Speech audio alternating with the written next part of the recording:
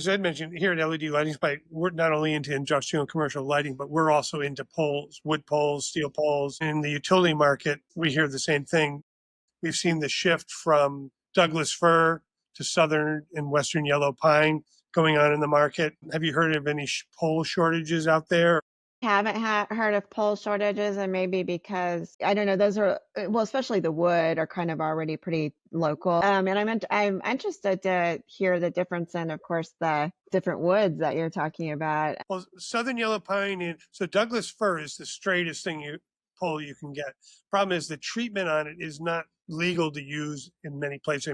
You can't get it. And unfortunately, Douglas Fir can't be treated with CCA or some of the other water soluble chemicals. So southern yellow pine, which is a very strong, or western yellow pine, are very strong, provide the same class certifications as Douglas Fir, but they're treated. They last longer. So when you're out there, your Douglas Fir is that brown pole you see. The western yellow pine, southern yellow pine is more of a green pole.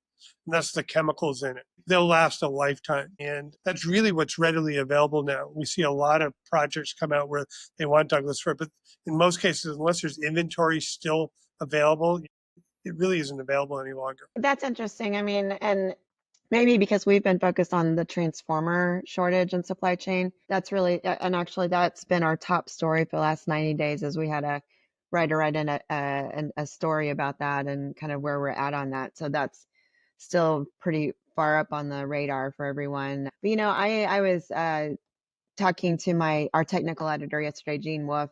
He's an old industry guy, and he says wood has actually changed over the years. And he said, the wood poles now are not like what they used to be.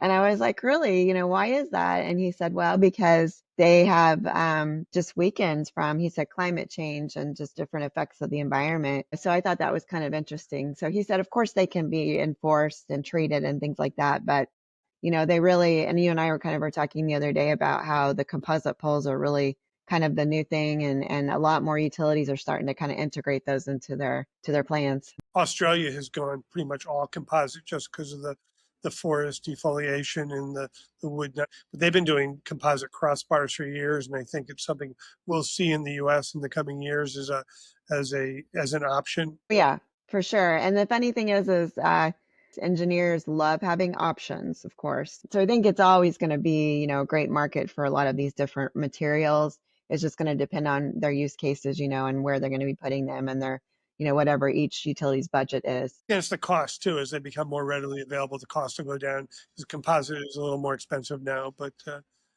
at some point there may not be an option, and they last forever too. Whereas wood poles do have an end life.